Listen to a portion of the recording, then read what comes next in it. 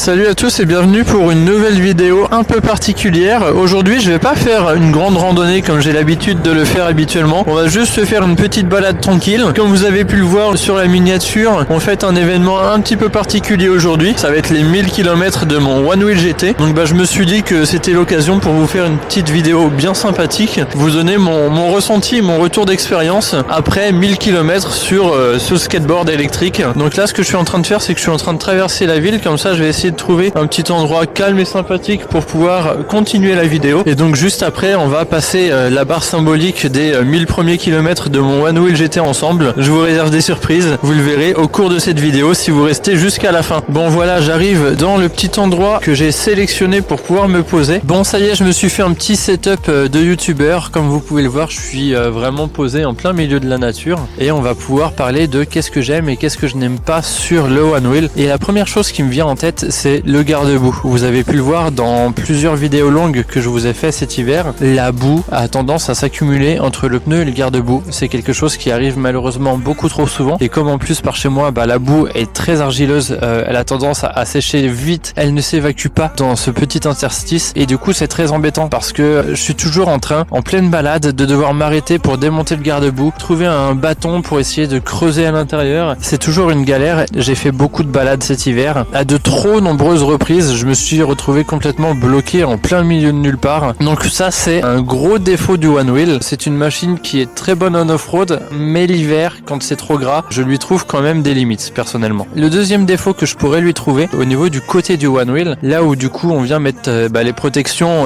roses et jaunes que vous voyez juste là en fait, c'est cool, ils ont fait une forme un peu plus moderne que pour le XR. C'est galbé, c'est un petit peu courbé. Donc certes, j'avoue, c'est très joli. Le gros problème que j'ai moi, c'est d'avoir ce qu'on appelle les side plates, les protections de côté, qui ont tendance à se décoller un peu, et c'est déjà le 2 ou 3e jeu de protection que je mets en 2 ans. Donc c'est vrai que c'est un petit peu plus embêtant, surtout qu'un jeu de protection c'est quand même un peu plus de 60 € pour un truc qui se décolle trop facilement en fait. C'est vrai que là ils ont privilégié l'esthétique, ça fout un peu le seum. Le troisième défaut dont je vais pouvoir vous parler, je pense que c'est l'autonomie. Alors certes, le GT par rapport au modèle d'avant, le XR, le Paint, etc., c'est celui qui a la plus grosse autonomie, annoncée jusqu'à 52 km. Personnellement, je n'ai jamais fait les 52 km annoncés. Là, si je tape dedans, je peux faire 30 km. Si je roule un peu plus cool, avec un mode un peu plus économique, on va dire, je suis aux alentours de 40 km. Parfois, c'est pas assez et on aurait envie d'aller encore plus loin, mais malheureusement,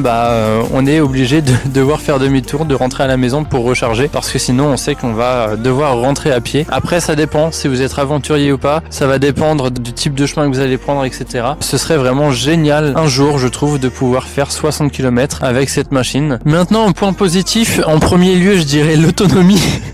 Non, c'est... ouais. Faut avouer qu'avec 40 km, on fait quand même beaucoup de choses. Pour moi, peut-être parfois pas assez, c'est un peu frustrant de pas pouvoir aller au-delà. Ça permet déjà de découvrir beaucoup de choses. C'est là où on peut vraiment s'éclater, partir explorer à droite à gauche, aller dans un chemin, se rendre compte que c'est une voie sans issue, revenir, faire du off-road, ça roule à peu près partout. Quand c'est pas trop gras, bien évidemment, comme je vous le disais tout à l'heure, mais ça fait quand même du off-road. Enfin, je suis déjà allé dans les dunes, je suis allé dans des forêts, il n'y avait pas de sentier. On roule au-dessus de l'herbe, on roule dans des endroits vraiment parfois avec un sol, une qualité de sol complètement déplorable. C'est quand même un engin qui roule super bien et en termes d'exploration, c'est vraiment un kiff incroyable. Deuxième chose que j'aime beaucoup sur ce One Wheel GT, c'est la possibilité de le commander directement avec un pneu cranté. À l'époque, tous les One Wheel qu'on commandait, ils étaient toujours en pneus lisses. Maintenant, au catalogue, nous pouvons trouver des pneus crantés vendus directement par le fabricant et on peut même commander sa machine directement livrée avec un pneu cranté. Donc faut quand même avouer que ça c'est un gros plus, parce que tu le commandes en pneu cranté, c'est tout de suite beaucoup plus facile que de commander un One Wheel et après de devoir dépenser 200 balles pour un pneu plus 200 balles de main d'œuvre. J'avoue que ça c'est un investissement que je ne regrette absolument pas du tout, parce que toutes les galères que j'ai eues sur les précédentes vidéos, je peux vous dire que si j'avais été en pneu lisse, ça aurait été beaucoup plus compliqué. Même sur du sol sec en pneu lisse, j'avais tendance à perdre l'adhérence, et le fait que le pneu soit aussi un peu plus arrondi que les anciennes versions de pneus permet d'avoir une glisse beaucoup plus fluide. C'est-à-dire qu'avant sur le XR, j'avais un pneu qui était non seulement lisse mais en plus très carré. Ce qui faisait que quand on se penchait en avant en arrière pour pouvoir tourner, on sentait qu'on était sur une tranche et c'était un peu à double tranchant quoi. Alors que là d'avoir un pneu qui est légèrement plus courbe, ça permet d'avoir un virage qui est beaucoup plus progressif avec plus de mordant, plus d'accroche et du coup aussi bien évidemment beaucoup plus sécurisant. Troisième chose que j'aime sur ce One Wheel, les pads sont incroyables, c'est-à-dire qu'ils sont concaves. Donc pour ceux qui ne s'y connaissent pas en One Wheel ou en skate, concave ça veut dire qu'on a les bords qui remontent légèrement et du coup on a le pied qui vient se caler dans un petit creux et le rebord fait que le pied glisse beaucoup moins facilement à l'extérieur du pad. Ça m'est arrivé par exemple sur une des dernières vidéos que je vous ai tournées, j'ai mon pied qui a glissé mais le fait que le pad soit concave, j'ai le talon qui s'est rattrapé sur le petit rebord qui remonte et ça m'a évité la chute. Si j'avais eu un pad plat, mon talon aurait glissé, il n'y aurait rien eu pour le retenir et j'aurais fini par terre à coup sûr. Donc le fait que les pads soient concaves, ça maintient bien les pieds et en cas de glissade et tout, c'est quand même beaucoup plus sécurisant. Deuxième chose par rapport au pad, le grip qui est absolument incroyable, qui est beaucoup plus fort, beaucoup plus graineux que sur l'ancien grip que j'avais sur le XR et je peux te dire que tu colles ta tête comme ça sur le pad, ça t'accroche un peu la gueule quand même. Donc très très bon grip. Quand ils ne sont pas recouverts de gadou ou de terre séchée, ils sont top, ils sont super sécurisants et je les aime beaucoup. C'est un gros level up. Putain ça y est, c'est mercredi après-midi, j'ai tout le monde qui va se ramener là, super. Bon, et dernière chose que j'aime beaucoup sur ce One Wheel, c'est l'optimisation qu'il y a eu sur l'application et toute la partie logicielle qu'il y a derrière cette machine. On a des modes de ride qui sont déjà beaucoup plus travaillés, qui sont un peu plus détaillés, plus précis au niveau des réglages et en plus de ça, on a quand même quelques petites choses qui ont été améliorées. Je peux vous parler par exemple d'expérience. À l'époque, le XR, quand on était dans la forêt en hiver et qu'on avait une racine qui était un petit peu humide, t'as le pneu qui tape contre une racine, ça te ralentit et du coup, le One Wheel ne comprenait pas ce qui se passait. Il donnait un petit coup de turbo en fait qui faisait tourner la roue, sauf que comme le pneu était lisse, que la racine était glissante, ça partait dans les tours très très vite et là c'était la chute assurée. Mais en tout cas la partie logicielle a été travaillée pour que il m'arrive la même situation aujourd'hui. On va dire l'obstacle qui est sur ma voie va être appréhendé avec plus de douceur dans la motricité, dans la puissance qui est transmise au pneu. Le One Wheel va mieux englober le mouvement pour passer tranquillement sans forcément buter et accélérer d'un coup. Ça va se passer de manière beaucoup plus fluide et encore une fois en termes de sécurité et de confort de ride, c'est quand même un gros avantage. On a aussi l'arrivée de l'Haptic Buzz qui s'est fait il y a quelques mois qui te permet tout simplement de te dire quand est-ce que tu arrives aux limites du One Wheel de manière beaucoup plus significative. Et la chose que j'aime beaucoup moi, c'est d'avoir ce petit onglet Custom Shaping où on peut absolument tout enregistrer ses réglages préférés. On a, je sais pas, une bonne dizaine de paramètres qu'on peut gérer et régler nous-mêmes. Je me suis pas encore penché sur la question. Je pense que ce sera probablement le sujet d'une des prochaines vidéos, peut-être cet été à mon avis, d'avoir déjà ne serait-ce que essayé un petit peu. On a quand même des profils qui sont beaucoup plus adaptés à différentes situations et on a aussi beaucoup plus de puissance dans la roue. Là tu sens que ça te pousse et tu sens que si tu te penches d'un bon coup sec, la machine va suivre, ce qui n'était pas le cas avec l'ancien modèle que j'avais, le XR, et ce qui n'était pas le cas avec le Pine que j'ai déjà essayé également. Bon, ça commence à m'agacer d'avoir tous les gamins autour de moi qui sont en train de crier bé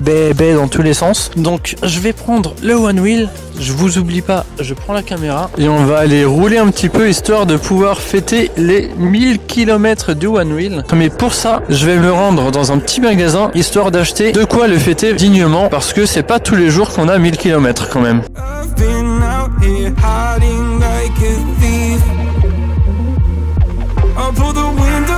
Je voulais prendre du champomis pour faire la blague, mais il n'y en avait pas. Du coup, j'ai pris un petit cidre rosé. De base, je m'étais dit, oh vas-y, je prends un petit champomis, je fais péter la bouteille comme les champions de F1 ils font avec le champagne, histoire de faire une petite blague en vidéo. Moi, je vais me diriger par ici, loin de la route, et je vais aller par là-bas, me poser au bord de l'eau pour fêter ce fameux 1000e kilomètre tous ensemble. Bon, là, je suis vraiment désolé si le cadrage est un peu hasardeux, mais je fais vraiment du mieux que je peux avec les deux mains que j'ai pour tenir tout ça. Attention, je suis à 999 km. Dans combien de temps va-t-on arriver au 1000e kilomètre? En tout cas, cette petite route est bien sympathique. Je kiffe trop cette route-là parce que du coup, c'est bitumé, mais il n'y a pas de voiture. Il y a vraiment que des promeneurs et des gens en vélo. Youpi, on a dépassé les 1000 km tous ensemble. Grave cool. Mais écoutez, moi, je vais aller me poser quelque part. Bon, je vais refaire demi-tour, je vais retourner là-bas. Hop, on va prendre juste ici et on va aller se poser par là-bas.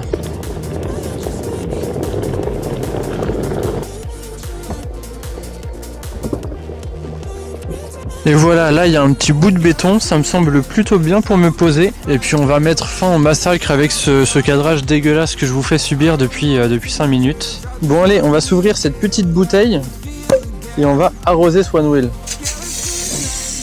Voilà, non pas que les premiers 1000 km de mon One Wheel soient quelque chose qui soit d'une extrême importance pour moi, c'était surtout l'occasion de marquer le coup et de pouvoir vous faire une petite vidéo en toute simplicité, assez délire, assez fun, sur un retour d'expérience de mon One Wheel après avoir fait 1000 km. Qu'est-ce que je peux vous en dire? Quels sont les conseils que je peux vous donner? Quels sont les avantages, les inconvénients, etc. Je me suis dit que c'était l'occasion de marquer le coup. En tout cas, j'espère que cette petite vidéo vous aura plu. Moi, je vais reprendre mes affaires et je vais me barrer de là parce que j'en ai marre de tous ces moustiques qui me tournent autour. C'est vraiment insupportable. Et du coup, on se dit à très bientôt pour une nouvelle vidéo.